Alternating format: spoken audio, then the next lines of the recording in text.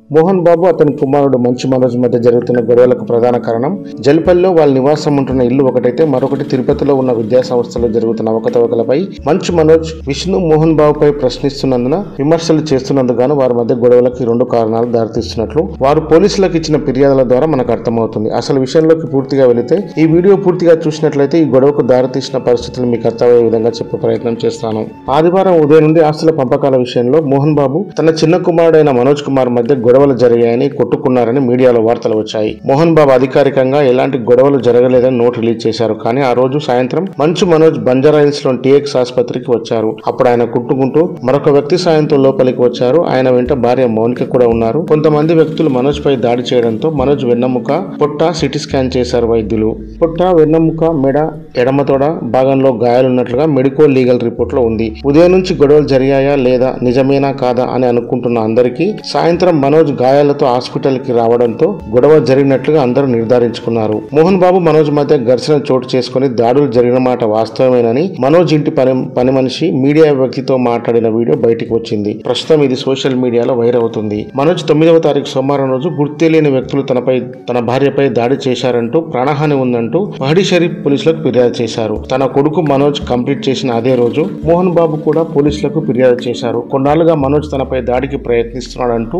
ఫిర్యాదులో పేర్కొన్నారు. తనకు మనోజ్ నుండి అతని భార్య నుండి ప్రాణాపాయం ఉందని భయపెట్టి అక్రమంగా ఇంటిని ఆక్రమించుకోవాలని చూస్తున్నారని మంచు మనోజ్ అతని భార్య సహా కొంతమంది సంఘ వ్యతిరేక శక్తులపై చర్యలు తీసుకోవాలని మోహన్ బాబు ఫిర్యాదులో తెలిపాడు. అయితే మోహన్ బాబు చేసిన ఆరోపణలపై అవన్నీ నిరాధారణమైన ఆరోపణలని ఒక ప్రకటన విడుదల చేశారు మనోజ్. ఈ వ్యవహారంలో పారదర్శకంగా విచారణ చేయాలని కోరుతూ ఏపీ ముఖ్యమంత్రి చంద్రబాబు నాయుడు, డిప్యూటీ సీఎం పవన్ కళ్యాణ్, మంత్రులు నారా లోకేష్, హోంమంత్రి అనిత, అదేవిధంగా తెలంగాణ సీఎం ముఖ్యమంత్రి రేవంత్ రెడ్డి, డిప్యూటీ సీఎం బట్టి విక్రమార్క, తెలంగాణ డీజీపీని సామాజిక మాధ్యమమైన ఎక్స్ లో మనోజ్ కోరారు. తనపై తన భార్య మౌనికపై మోహన్ బాబు తప్పుడు ఆరోపణలు చేస్తున్నారని విమర్శించారు. తన పేరు మర్యాదలను చెడగొట్టే ప్రయత్నం జరుగుతోందన్నారు. ఈ వ్యవహారంలోకి తన 7 నెలల చిన్నారిని కూడా లాగడం దారుణమని ఆయన చెప్పారు. నేను ఆస్తులు అడిగానని జరుగుతున్న ప్రచారం పూర్తిగా అవాస్తవం. కుటుంబ ఆస్తులు లేదా వారసత్వంగా వచ్చినవి నేను ఎప్పుడు అడగలేదని మనోజ్ చెప్పారు. మోహన్ బాబు యూనివర్సిటీ విద్యార్థులు స్థానిక వ్యాపారులకు తాను మద్దతిస్తున్నందునే ఈ ఆరోపణలు చేస్తున్నారని మంచు మనోజ్ అన్నారు.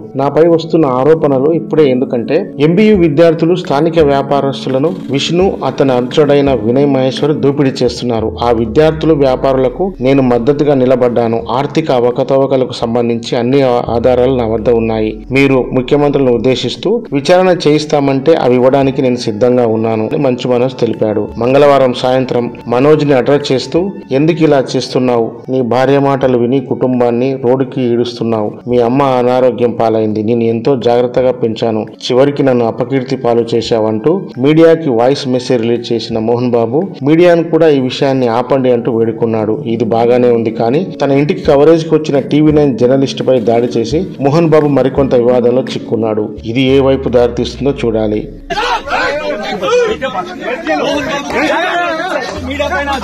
మోహన్ బాబు జూబ్లీస్ లో ఉన్న ఇంటిని తన కూతురికి ఇచ్చేసి గత 10 ఏళ్లుగా హైదరాబాద్ శివార్లోని జల్పల్లి వద్ద మంచు టౌన్ లో నివాసం ఉంటున్నారు. ఈ ఇంటి విషయంలోనూ మోహన్ బాబు మనోజ్ మధ్య గొడవలు జరుగుతున్నాయని మోహన్ బాబు రాష్ట్ర లేఖలోని విషయాల ద్వారా స్పష్టమవుతుంది. అదేవిధంగా మోహన్ బాబు యూనివర్సిటీ విద్యానికేతన్లో జరుగుతున్న అవకతవకల గురించి తాను ప్రశ్నిస్తున్నందున తనపై దాడి చేస్తున్నట్లు మనోజ్ చెప్తున్న మాటల ద్వారా తెలుస్తుంది. గత 9 సంవత్సరాలుగా వీరి మధ్య కొంత దూరం పెరిగింది. దానికి కారణాలున్నాయి. అవేంటంటే మోహన్ బాబు, మంచు విష్ణు ఒకే మాట మీద ఉంటారు. వీరికి మనోజ్ కి మొదటికి చెడింది ఎక్కడంటే మనోజ్ మొదటి భార్య అయిన ప్రణతి రెడ్డికి విడాకులు ఇవ్వడంతోనే. ఎందుకంటే మనోజ్ భూమా మౌనికతో ప్రేమలో ఉన్నాడు. తను ప్రేమించిన అమ్మాయి కాకుండా వేరొకరైన ప్రణతి రెడ్డితో పెళ్లి చేయడం మనోజ్ కి ఇష్టం లేదు. ఈ విషయంలో తండ్రిపై అన్నపై కొంత అసంతృప్తితో ఉన్నాడు. 1 సంవత్సరం తర్వాత ప్రణతి రెడ్డితో సఖ్యతగా ఉండలేక విడాకులు ఇచ్చాడు. మనోజ్ కి పెళ్లైన సంవత్సరానికి భూమా మౌనిక బెంగళూరుకు చెందిన గణేష్ రెడ్డిని పెళ్లి చేసుకుని ఒక కుమారుడికి జన్మనిచ్చింది. మనోజ్ విడాకులు ఇచ్చిన కొద్ది రోజులకే మౌనిక కూడా తన భర్తకు విడాకులు ఇచ్చి హైదరాబాద్ కు వచ్చేసింది. ఇక్కడ మనోజ్ మౌనికను రెండో పెళ్లి చేసుకున్నాడు. ఇది మోహన్ బాబు ఫ్యామిలీకి అంతగా నచ్చలేదు. అప్పటి నుంచి మోహన్ బాబు ఫ్యామిలీ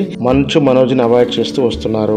మోహన్ బాబు మొదటి భార్య విద్యాదేవి, వారి సంతానం మంచు లక్ష్మి, మంచు విష్ణు. అనంతరం విద్యాదేవి బలవంతంగా మరణించడంతో మోహన్ బాబు ఆమె సొంత చెల్లి నిర్మలాదేవిని పెళ్లి చేసుకున్నారు. విష్ణు మనోజ్లను ఒకేలా చూసేవాడు. మోహన్ బాబు ఇద్దరిని హీరోగా పరిచయం చేశాడు. ఇద్దరిలో ఒక్కరు కూడా సక్సెస్ కాలేకపోయారు. ఎలాగైనా సక్సెస్ తో నిలబెట్టాలని సొంత బ్యానర్ లో చాలా సినిమాలు హీరోలుగా సినిమాలుగా మోహన్ బాబు నిర్మించాడు. అయినా ఫలితం లేకుండా పోయింది. మనోజ్ సినిమా స్క్రీన్ పై కనిపించి దాదాపు 7 ఏళ్లు అవుతుంది. తండ్రి ఆయనతో సినిమాలు చేయడం లేదు, బయటి నిర్మాతలు కూడా ఎవరు ఆఫర్ లేదు. అదే సమయంలో జయాపజయాలతో సంబంధం లేకుండా పెద్ద కొడుకు విష్ణుతో మోహన్ బాబు సినిమాలు చేస్తూ వస్తున్నారు. కోట్ల రూపాయల పెట్టుబడి పెడుతున్నారు. మోసగాళ్ళు అనే సినిమాకి భారీ బడ్జెట్ కనీసం ఆడను కూడా ఆడలేదు, భారీ నష్టాలు మిగిలించింది. జిన్నా సినిమా కూడా అంతే. ఆ మూవీలో సన్నీ లియోన్ కి ఇచ్చిన రెమ్యునరేషన్ కూడా తిరిగి వసూలు చేయలేకపోయింది. నష్టాలు వస్తున్నా విష్ణుకి మాత్రం సినిమాలు చేసుకునేందుకు మోహన్ బాబు కోట్లు అందిస్తున్నారు. మనోజ్ మాత్రం స్ట్రగుల్ అవుతూనే ఉన్నాడు. మనోజ్ అహం బ్రహ్మస్మి పేరుతో ఒక భారీ బడ్జెట్ మూవీని ప్రకటించాడు, కానీ మోహన్ బాబు సపోర్ట్ చేయలేదు. ఆ ప్రాజెక్ట్ ఆగిపోయింది.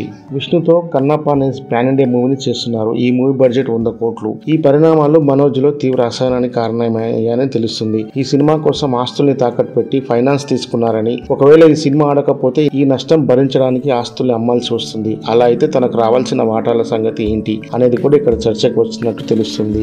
ఇదే కాకుండా అసలు ప్రధాన కారణం తమ విద్యా సంస్థలకు ఈ మధ్య యూనివర్సిటీ హోదా వచ్చింది. మోహన్ బాబు యూనివర్సిటీగా ఆ పేరు పెట్టుకున్నారు. అయితే ఫీజులు ఎక్కువగా వసూలు చేయడం కోసం విద్యార్థులను ఇబ్బంది పెడుతున్నారు. యూనివర్సిటీలో విలువల్ని కాకుండా విష్ణు ఎప్పుడైతే విద్యా సంస్థలను టేకప్ చేశాడో అప్పటి నుంచి పూర్తిగా కమర్షియల్ గా మారిందని మనోజ్ ఆవేదన పడుతూ వీటి గురించి ఓపెన్ గా మాట్లాడడం చేస్తున్నాడు. విద్యా సంస్థల పక్కనే ఉన్న ఓపెన్ ప్లేస్ పై కూడా మోహన్ బాబు విష్ణు అక్రమంగా ఆక్రమించుకున్నారని, వారిని కొట్టి ఆ ప్లేస్ ను లాక్కున్నారని ఈ విషయం కూడా మనోజ్ ప్రశ్నించడం చేశాడు. విద్యా సంస్థల విషయంలో నువ్వు ఇన్వాల్వ్ కాకు, నీకు సంబంధం లేదు అని ఈ విషయంపై ఇదివరకే ఒకసారి మంచు విష్ణు మనోజ్ బంధువుల ఇంటికి వెళ్లి గొడవ కూడా పెట్టుకున్నాడు. ఈ విషయమై సోషల్ మీడియాలో మనోజ్ ఒక వీడియో కూడా రిలీజ్ చేశాడు. ఆ సందర్భంలో అప్పుడు చాలా వైరల్ అయి కూడా అయింది ఆ వీడియో.